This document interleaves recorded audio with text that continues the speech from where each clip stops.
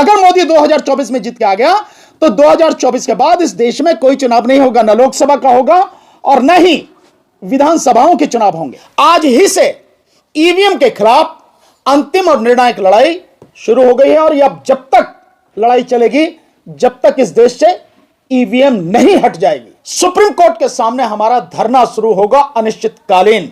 राजस्थान में भी, मध्य प्रदेश में जो उदाहरण सामने आ रहे हैं कि जो कैंडिडेट लड़े हैं उनके परिवारों की वोट भी उनके अपने बूथ में नहीं निकली हैं। आदमी कोई दूसरा नहीं देगा, मान लिया यार, खुद तो देगा। अगर परिवार के लोग भी बागी हो जाएं, खुद तो देगा, वो भी नहीं है। जिन्होंने बाकायदा आरटीआई डाल के और इंफॉर्मेशन निकाली और बताया कि लगभग 19 लाख ईवीएम गायब हैं। कि चलो मान लिया घरवाली ने वोट नहीं दिया, मां ने वोट नहीं दिया, भाई ने वोट नहीं दिया, परिवार ने वोट नहीं दिया होगा, लेकिन जो प्रत्याशी पैसा लगा करके चुनाव लड़ता है वो ऐसा कैसे कर सकता है कि वो खुद भी अपने आप को वोट ना दे। आज ये जो हमने प्रेस कॉन्फ्रेंस ईवीएम के लिए बुलाई है, अभी 5 राज्यों के चुनाव हुए हैं जिसमें राजस्थान, मध्य प्रदेश, छत्तीसगढ़, तेलंगाना और मिजोरम। तेलंगाना में कांग्रेस की सरकार बनी, मिजोरम में एक नई पार्टी है उसकी सरकार बनी है। बाकी 3 राज्यों में, मध्य प्रदेश, छत्तीसगढ़ और राजस्थान में बीजेपी की सरकार बनी। और आपने देखा होगा कि रिजल्ट आने के बाद जैसी सरकार बनी है तो ऐसे वो लोग जो अब तक कभी बोलते नहीं थे, चुप बैठे थे, वो भी ईवीएम पर सवाल उठाने लगे। जैसे कांग्रेस के दिग्विजय सिंह, उन्होंने ईवीएम पर सवाल उठाया और सुना उन्होंने मार्च भी किया। इसके साथ साथ समाजवादी पार्टी के राष्ट्रीय अध्यक्ष माननीय अखिलेश यादव जी ने भी ईवीएम पर सवाल उठाया और भी बहुत लोग ईवीएम पर लगातार सवाल उस दिन से उठा रहे हैं। और हम तो लगातार इसके विषय में 2019 से 30 मई 2019 से लगातार आवाज उठा रहे हैं। आंदोलन भी किए, जंतर मंतर पर 4-5 हमने आंदोलन किए, 4 बार राष्ट्रपति को ज्ञापन दिया, प्रदर्शन किया, धरना किया, उसके अलावा सिग्नेचर कैंपेन भी चलाया। तो लगातार हम लोग इस पर आवाज उठाते रहे। अफसोस की बात यह है कि जिस लड़ाई को सबसे मजबूती के साथ सबसे पहले नंबर पर प्राथमिकता देते हुए लड़ना चाहिए था ईवीएम को हटाने के लिए, उस लड़ाई के विषय में ये लोग अब थोड़ा सा ऐसा लगता है कि शायद नींद इनकी टूटी है। जबकि इन्हें बहुत पहले इस ईवीएम की लड़ाई को लेकर चलना था।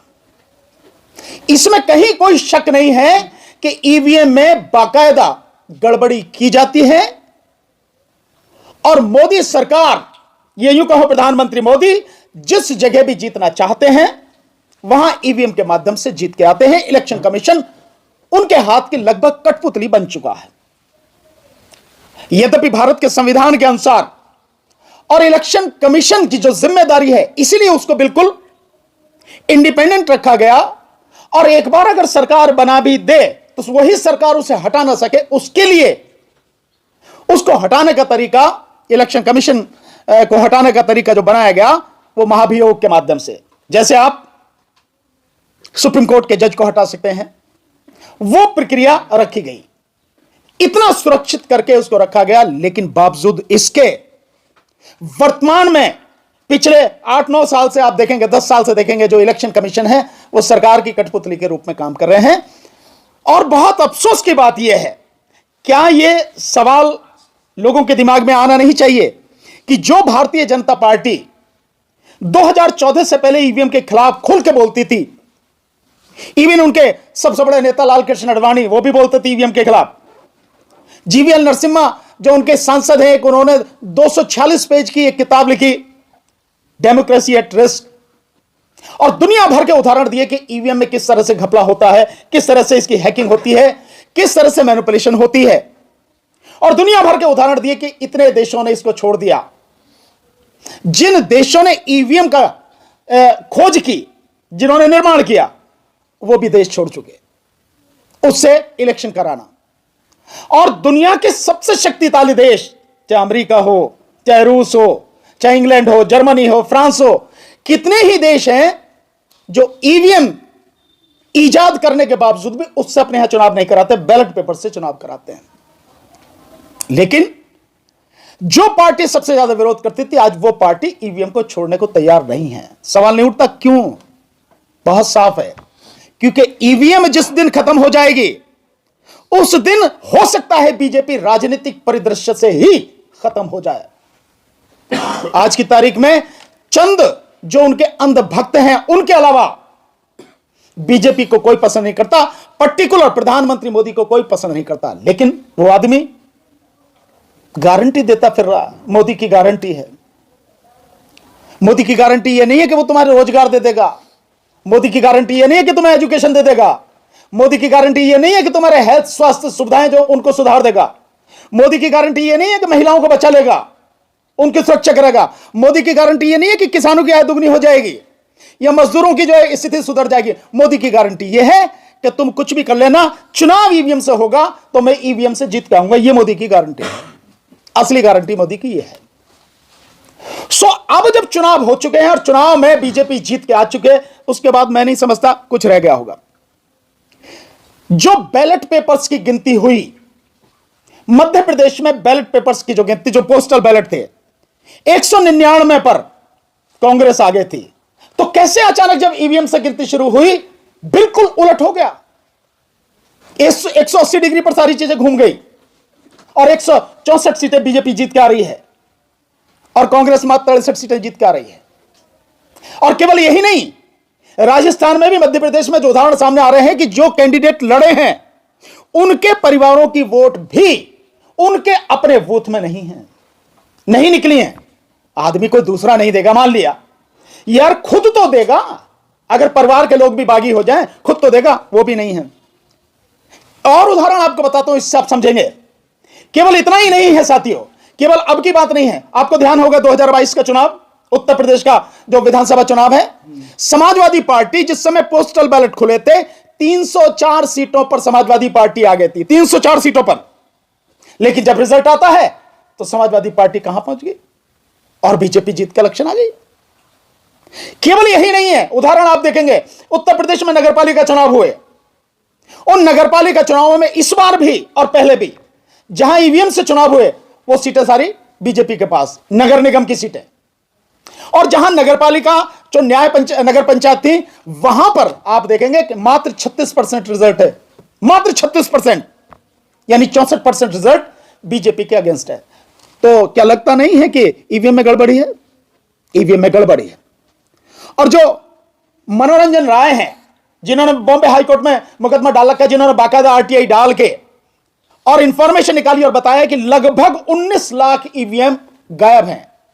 और आप देखेंगे कि 2022 का जब विधानसभा चुनाव हुआ था उत्तर प्रदेश का, उसमें एक वीडियो बड़ी जबरदस्त वायरल हुई थी, ऑडियो थी वो, जिसमें एक जो प्रिजाइडिंग ऑफिसर था वो कह रहा था कि भैया ये जो मशीन जिनमें वोट पड़ी हैं, जो जमा हुई है, ये वो है ही नहीं, जमा करने के लिए तो हमें दूसरी दी गई, हम दूसरी जमा कर रहे हैं। इसका मतलब यह है कि जो 19-20 लाख मशीनें गायब हैं, जिनके विषय में इलेक्शन कमीशन कुछ नहीं बता रहा। असली जो जब वोटों की गिनती होती है तो उनकी गिनती होती है, उनमें वोट डाल के पहले से ही सारा सब कुछ होता है। और तभी आप देखते हैं कि ईवीएम कभी कहीं पड़ती हैं, कहीं ट्रक में मिलेंगी, कहीं आपको ऑटो में मिलेंगी, कहीं रिक्शा में मिलेंगी, कहीं पे कचरे में के डिब्बे में पड़ी मिलेंगी। ये जो सारी चीजें हैं, तो ईवीएम का घोटाला सबके सामने है, होता है। हम लोग राष्ट्रीय जनहित संघर्ष पार्टी और हमारे साथ में जो संबंधित और संगठन हैं, हम लोग ईवीएम के खिलाफ अब एक अंतिम और निर्णायक लड़ाई लड़ने जा रहे हैं और उसकी घोषणा हम आज कर रहे हैं। आज ही से ईवीएम के खिलाफ अंतिम और निर्णायक लड़ाई शुरू हो गई है और यह जब तक लड़ाई चलेगी, जब तक इस देश से ईवीएम नहीं हट जाएगी, तब तक ये लड़ाई चलेगी। और इस लड़ाई में 3-4 तरह की चीजें हम लोग करेंगे। नंबर 1, लोगों को जागरूक करने के लिए आप मीडिया साथियों के माध्यम से टाइम टाइम पर मीडिया को बाइट देंगे, मीडिया को प्रेस कॉन्फ्रेंस देंगे, जो डेवलपमेंट होगा उसे हम बताएंगे। दूसरा, हैंडबिल के माध्यम से पूरे देश में प्रचार करेंगे, बताएंगे सब लोगों को कि अगर ईवीएम रहेगी तो आप बीजेपी को नहीं हरा सकते, आप सीधे सीधे कहो कि मोदी को नहीं हरा सकते। और 2024 का जो चुनाव है, यह इस देश की जिंदगी और मौत का चुनाव है, इस देश की जनता की जिंदगी और मौत का चुनाव है। अगर लापरवाही करी और यह चुनाव ईवीएम से हो गया, हमेशा के लिए सब कुछ खत्म हो जाना है। इस बात को आप ध्यान रखना, मैं बार बार यह बात कह रहा हूं। और मोदी के लिए भी जिंदगी और मौत का सवाल है यह चुनाव। तो इस चुनाव को जीतने के लिए मोदी किसी भी हद तक जाएगा, कुछ भी उसे करना पड़े वो करेगा, और उसका हर संभव प्रयास रहेगा कि ईवीएम से ही चुनाव हो। सरकार उसकी है, दो ही तरीके से ईवीएम हट सकती है, या तो सुप्रीम कोर्ट हटाए या देश की संसद हटाए। संसद में मोदी की गुंडागर्दी चलती है, कोई भी उसके खिलाफ बोल नहीं सकता। लेटेस्ट उदाहरण आप देख ही रखते हैं, जो महुआ मोइत्रा जी को जिस तरह से उनकी लोकसभा की सदस्यता छीन ली गई है, तो आप देख रहे हैं सारी चीजें। तो संसद में हो नहीं सकता, रहेगा सुप्रीम कोर्ट। अफसोस इस बात की कि सुप्रीम कोर्ट में भी अब तक जितनी पिटीशन पड़ी, वो सारी पिटीशन ईवीएम के विषय में सब डिसमिस की गई। अभी एक पिटीशन जो एडीआर ने डाली हुई है, उसका रिजल्ट आना बाकी है, उसका जजमेंट आना बाकी है। देखते हैं क्या होता है। तो हमारी कोशिश यह रहेगी कि सुप्रीम कोर्ट की अंतरात्मा जागे, हम उसे झकझोरने की कोशिश करेंगे और उसको यह एहसास कराने का प्रयास करेंगे कि संविधान की आप संरक्षक होने के नाते जिम्मेदारी है कि संविधान नष्ट ना हो, और संविधान को बचाने के लिए, देश को बचाने के लिए, देश के लोकतंत्र को बचाने के लिए जरूरी है कि इस देश में चुनाव फ्री, फेयर एंड ट्रांसपेरेंट होने चाहिए। यानी स्वतंत्र, निष्पक्ष और पारदर्शी चुनाव होने चाहिए। यह इलेक्शन कमीशन की जिम्मेदारी है। और ईवीएम है तो ईवीएम से चुनाव फ्री, फेयर एंड ट्रांसपेरेंट नहीं हो सकता। इसलिए हमारी कोशिश रहेगी कि सुप्रीम कोर्ट को हम उसके अंतर्मन को झकझोरने की कोशिश करें। इसलिए इस हमारे आंदोलन के एक फेज में सुप्रीम कोर्ट के सामने हमारा धरना शुरू होगा अनिश्चितकालीन। कब से होगा वो डेट हम निश्चित करके आपको आने वाले समय में बताएंगे। धरना सुप्रीम कोर्ट के सामने होगा, और जो धरना होगा उसके लिए बाकायदा हम मार्च करेंगे। अंबेडकर भवन, रानी झांसी रोड जो दिल्ली है, वहां से शुरू करेंगे और वहां पहुंचकर सुप्रीम कोर्ट पहुंचकर वहां पर धरना हमारा शुरू होगा। इसके अलावा पैदल यात्रा की जाएगी, पहले पूरी दिल्ली में की जाएगी और उसके बाद पूरे देश में की जाएगी। जिस तरह से शाहीन बाग का आंदोलन चलाता है एक जगह पर, और उसके बाद देश में जगह जगह आंदोलन हुए, हमारा प्रयास रहेगा कि जो भी लोग हैं इस देश में जो मानते हैं कि ईवीएम में गड़बड़ी है, जो लोग हमारी प्रशंसा करते हैं, हमें बहुत सराहते हैं, उन सबसे मेरा निवेदन है ये सराहना बंद करो भाई। सारे के सारे साथी इस आंदोलन में हमारा साथ दें, ईमानदारी से साथ दें और आकर साथ दें। और आपके माध्यम से मैं निवेदन करूंगा सभी साथियों से कि जो भी साथी इस ईवीएम की लड़ाई में हमारा साथ देना चाहते हैं, वो मैं फोन नंबर अपना बताऊं, उस मेरे नंबर पर व्हाट्सएप करके अपने विषय में भेजें कि हम आपके साथ इसमें कंधे से कंधा मिलाकर सड़क पर लड़ेंगे, तभी माना जाएगा, अन्यथा ये सब बेकार की बातें हैं।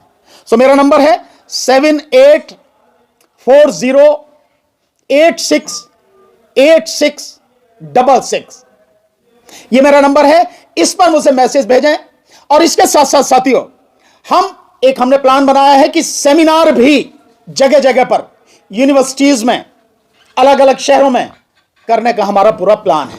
तो इस तरह से हम आंदोलन को करेंगे, और साथ में जितनी भी राजनीतिक पार्टियां हैं, विशेषकर इंडिया गठबंधन के साथ जुड़ी हुई जो 27 राजनीतिक पार्टियां हैं, उन पार्टियों के सभी अध्यक्ष को, हेड्स को, और इंडिया गठबंधन के जो हेड्स हैं उन सबको बाकायदा हम लेटर भेजेंगे कि ईवीएम से चुनाव अगर तुमने होने दिया तो आप इस देश को नहीं बचा सकते बर्बादी से। लिहाजा ईवीएम का बहिष्कार करें। ईवीएम से अगर चुनाव होता है तो इलेक्शन का बहिष्कार करें और जन आंदोलन के लिए हमारे साथ कंधे से कंधा मिलाकर चलें।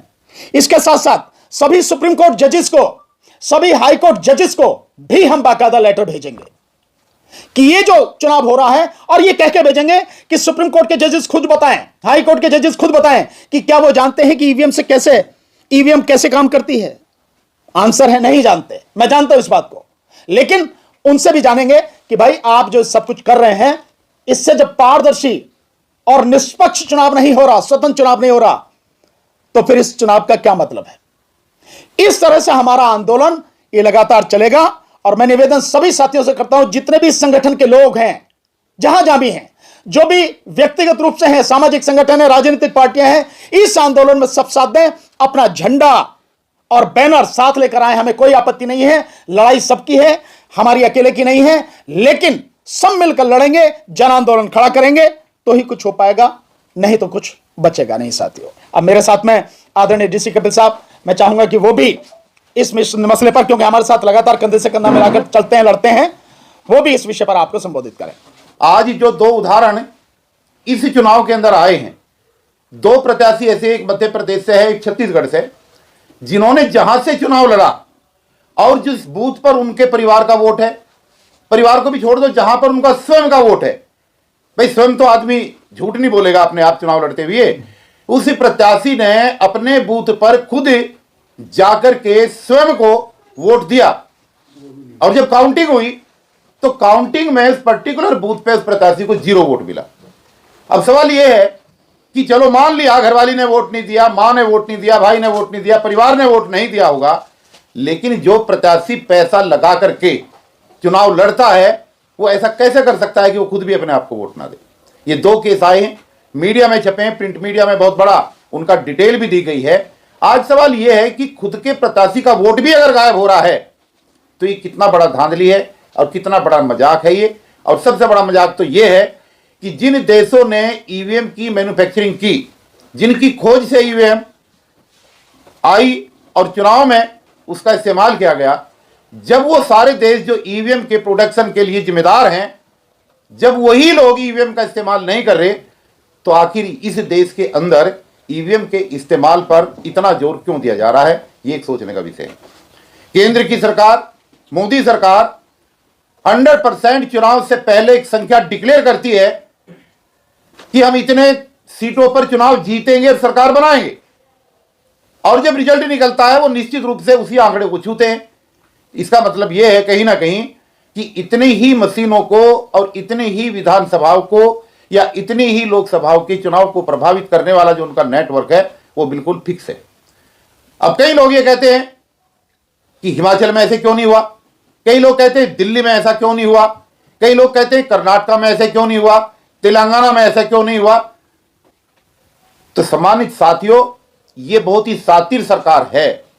ये लोगों के बीच में चर्चा का विषय एक तरफा ना बने, वहां पर बीच बीच में छोटे राज्यों में इस काम को नहीं करती है। और जहां इनको पता है कि मैक्सिमम सीटें जिन प्रदेशों के माध्यम से लोकसभा में आनी है, उनको ये अपने काबू में रखते हैं। जैसे मध्य प्रदेश हो गया, उत्तर प्रदेश हो गया, ये बड़े राज्य हैं, राजस्थान हो गया, ये बड़े राज्य हैं। तो ये जो चल रहा है सिस्टम, इसका जो है हम इसका पूरी तरीके से विरोध करते हैं। और ये जो धरना है सुप्रीम कोर्ट के सामने भी चलेगा और ये चुनाव आयोग के दफ्तर के सामने भी चलेगा।